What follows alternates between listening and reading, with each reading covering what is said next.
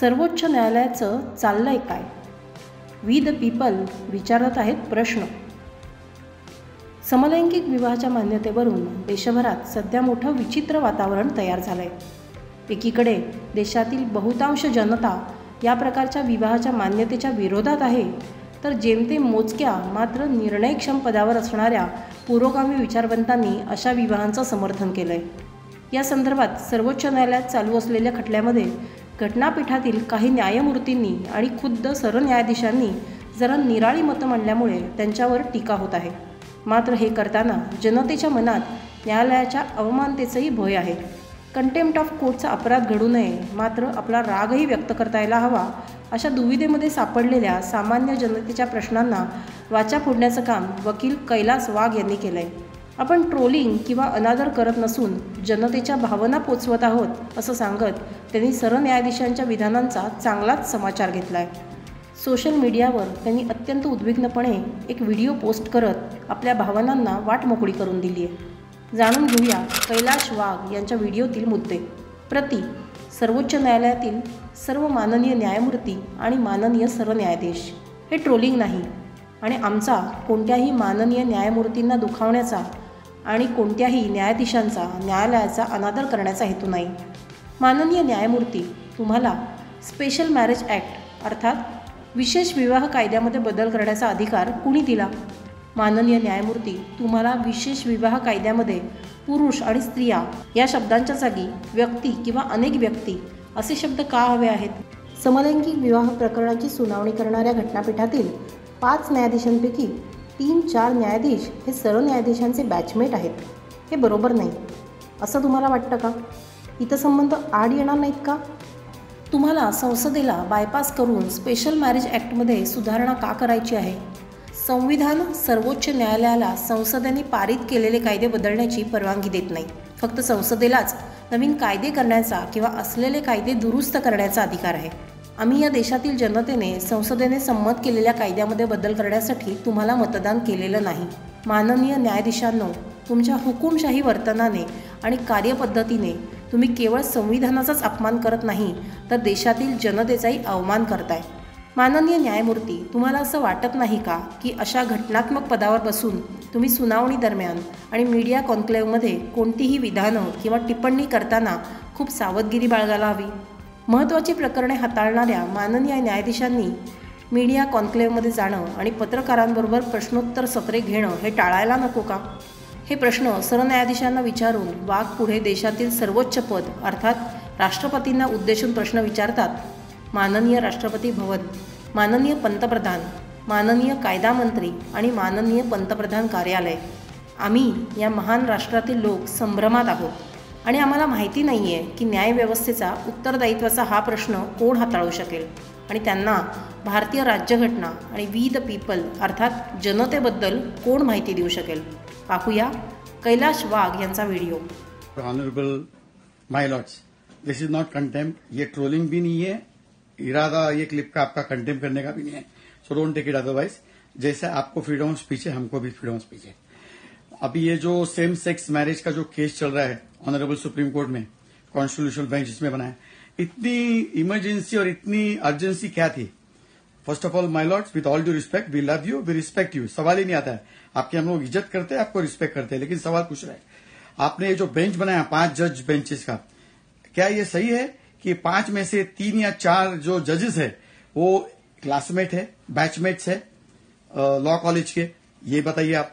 Secondly, इस जैसे आप जो अभी जो हियरिंग चल रहा था उसमें बताया था कि man and women is not an absolute concept, it is not just limited to genitals, it is more than that. आपने देखो, आप ये बहुत सारे जो कमेंट करते हो during the hearing, it is creating havoc across the country. आप जब भी बोलते हो कि जो रिस्पॉन्सिबल पोजीशन के ऊपर जो भी लोग बैठे हैं, they should make responsible statements. Important constitutional post के ऊपर जो लोग बैठे हैं, they should make responsible statement. तो सर जी, आप भी तो कॉन्स्टिट्यूशनल पोस्ट पे बैठे हो, तो don't you think you should be careful while you make any statements or commentary during the proceedings, या फिर आप जब भी मीडिया कॉन्क्लेव में जाते हो? In fact, it should not be. You should be avoiding attending the media conclaves and journalist question answer. Anyway, वो topic नहीं है. तो आपने ये जो स्टेटमेंट कहा, तो you should identify yourself, sir. आप लोगों ने आइडेंटिफाई करना चाहिए कि whether you are mister, you are missus, you are miss, you are she he, या यू आर फीमेल या शीमेल, जो भी है, you should identify yourself sir. अगर आप इसमें हैं तो why you should identify yourself, because there should not be any conflict of interest. जैसे मैंने बताया 3 या 4 लोग क्लासमेट्स थे.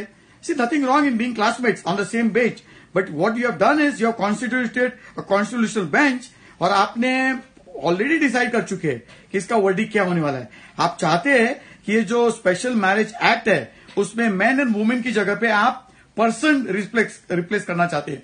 You wanted to replace the words man and women with person. You want to tweak the special marriage act.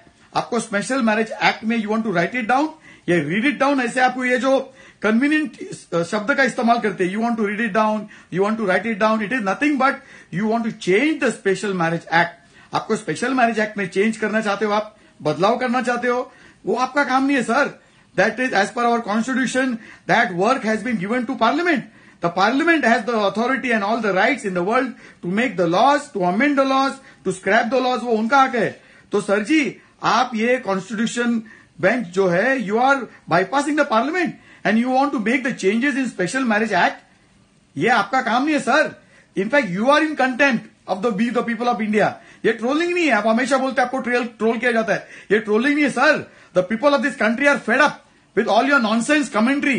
आप इतने important hearing में बकवास कमेंट्री करते हो. वो नुपुर शर्मा के बारे में भी ऐसा हुआ था. कोई वो जस्टिस ने कुछ कमेंट कर दिया था, लंबा चौड़ा भाषण देके उनकी जिंदगी बर्बाद कर दिया आप लोगों ने. वो एक कोई महाराष्ट्र का केस था बार, डांस बार का, उसमें भी आपने कमेंट किया था that dance bar without liquor is absurd. ये क्या बकवास कमेंट्री करते हो सर. अगर आपको फ्रीडम ऑफ स्पीच है, फ्रीडम ऑफ एक्सप्रेशन का हक है, तो हमको भी तो है. तो हम लोग कुछ बोलते हो तो why you treat this as contempt या ट्रोलिंग. सर आप जजेस हो, ऑनरेबल जस्टिसेस हो, your work and your jurisdiction is to safeguard the constitution, legality, constitutionality, वो देखना आपका काम है. Your job is not to make laws, your job is not to amend the acts passed by the parliament. वो collegium board भी ऐसा कर दिया. 5 जजों का जो कोलेजियम क्लब है, दे यू डिसाइड. जैसे वो आपके पिताजी ने वो बीएन कृपाल को जज बनाया था, फिर बीएन कृपाल ने आपको जज बनाया, और अभी आप वो एसएन कृपाल, वो एलिजिबली गे है, उसको आप नॉमिनेट करना चाहते हो. ठीक है, वो आपका हक है, लेकिन this is conflict of interest sir. Mentioning के टाइम में भी आप बायस दिखाते हो. वो सुप्रीम कोर्ट बार एसोसिएशन का जो प्रेसिडेंट है विकास सिंह, उसको आपने गेट आउट बोल दिया था. आप इतने एंग्री हो गए थे, यू बिकेम सो एंग्री. ठीक है, आपका कोर्ट है sir, you are the my lord, लेकिन ये डिक्टेटोरियल टेंडेंसीज आपको कंट्रोल करना चाहिए सर. अगर प्राइम मिनिस्टर या प्रेसिडेंट ऐसे शब्दों का इस्तेमाल करे तो आप क्या करेंगे? लोग क्या बोलेंगे कि भैया ये तो डिक्टेटर हो गए, और आपको ये आजादी है to become a dictator and make all this nonsense statement. Sir anyway sir, ये स्पेशल मैरिज एक्ट में आपको चेंजेस करने का कोई हक नहीं है सर. आप बोलेंगे हम लोग रीड डाउन कर रहे हैं, हम लोग राइट डाउन कर रहे हैं, वो कुछ नहीं, वो एक बहाना है. You are changing the special marriage act by replacing the word man and women with person. ये आपका काम नहीं है sir. You are impacting the entire country. Only 5 brilliant intellectuals don't have any right to change the act passed by the parliament. क्या आप सिर्फ 5 गिने चुने so called intellectual brilliant judges have the right to make changes in the act passed by the parliament which is going to impact the entire country? Sir आप क्या कर रहे हो? ठीक है, आप गेइश है, आपको गे पसंद है, आपको लेस्बियन पसंद है, आपको एलजीबीटी पसंद है, वो आपका हक है, हम लोग उसको नकारते नहीं है. But you are sitting on a constitutional bench with 5 selected people. You selected those constitutional bench, जिसमें 3 या 4 आपके क्लासमेट है. You should be recusing from this bench, sir. आपको कोई हक नहीं है. और महाराष्ट्र पॉलिटिकल क्राइसिस के टाइम पे भी, केस के टाइम पे भी आपने ऐसे ही किया था, बकवासगिरी. 15 मिनट पॉलिटिकल कमेंट्री किया था आपने. सॉलिसिटर जनरल तुषार मेहता को बात करने को नहीं दिया, एक सेंटेंस बोलने को नहीं दिया. बकवास कमेंट्री करते हो आप सर. तो you are sitting in a constitutional post sir. आप दूसरे को सिखाते हो ना कि भैया जो कॉन्स्टिट्यूशनल पोस्ट के ऊपर है उन्होंने जिम्मेदारी से स्टेटमेंट या बातचीत करनी चाहिए, तो वो रूल आपको भी लागू होता है सर. तो anyway, I don't want to increase the length of this clip. Honourable justice, this is not trolling, this is not contempt. No, we respect you, we love you, लेकिन वो आपका अधिकार नहीं है. आप 5 जज का कॉन्स्टिट्यूशनल बेंच आप बैठ के डिसाइड कर रहे हो कि भाई टॉयलेट गेस्ट के लिए. अरे क्या बात कर रहे हो सर? तो क्या इसका मतलब आदमी लोग भी औरत के लोग के टॉयलेट में जा सकते हैं? What nonsense you are talking about sir. You have no right in the world to amend the act passed by the parliament, not to make any changes in the act. You are there to safeguard the constitution, not change the constitution, not change the act passed by the constitution. तो sir आपको पहले identify करो. You should identify yourself, whether you are Mr, you are Mrs, you are she-male, you are he-male, जो भी है आप identify करो. और अगर आपका कॉन्फ्लिक्ट ऑफ इंटरेस्ट है, you should recuse from this. आपको गे पसंद है, आपको लिस्बियन पसंद है, वो आपका हक है. But don't impose your views, don't impose your ideas and your philosophies on the entire country. आप जिस तरह से हियरिंग कर रहे हो, आप तो प्री डिसाइडेड हो सर. आप तो प्री डिसाइडेड हो कि आपको ये पास करना ही करना है. You are just passing to the motion and passing the formalities. Constitutional amendment is a lengthy process sir, आपको पता है. सारे स्टेट्स का जितने 26-27 स्टेट्स है, उनके असेंबलीज का 2/3 मेजोरिटी पास करना पड़ता है. और यहां पे आप बैठ के 5 लोग, you are deciding the fate of this country. That's why we are outrage. इसलिए हम लोग गुस्से में, we are fed up of your nonsense rubbish. What the hell is going on in this country in the court. तो honourable president, honourable prime minister, law minister जो भी है, पता नहीं है भाई ये जुडिशियरी ये जुडिशियरी किसको अकाउंटेबल है sir. My lord honourable chief justice, who are you accountable to? You are accountable to none. आप किसको भी अकाउंटेबल नहीं हो. तो समझ में नहीं आता ये सवाल किसको किया जाए. राष्ट्रपति को, प्रधानमंत्री को, लॉ मिनिस्टर को, किसको? पार्लियामेंट को. कि भैया ये जुडिशियरी को अकाउंटेबल कौन करे. By the way they are doing rubbish nonsense. कोई भी पीआई लग जाता है और अब आप उसको अर्जेंसी ले लेते हो. There are thousands of cases pending in the courts and you are wasting your time and money and efforts. और आप बोल रहे हो 2 महीने में इसका निकाल करेंगे. अयोध्या का जैसा केस चला था वैसा आप करेंगे. You should recuse from this case, sir. Honourable चीज ये है. और आपके जितने वो 3 या 4 जो भी आपके कॉलेज मेट या स्कूल जो लॉ कॉलेज के मेट है, they should be recusing from this case. In fact, you should not be hearing this case. That is a responsibility and the authority of the parliament. You are bypassing parliament by making changes in the Special Marriage Act. This is totally wrong, illegal, unconstitutional. Thank you. Kailash Wagh यांचा हा video बघून तुम्हाला काय वाटतंय?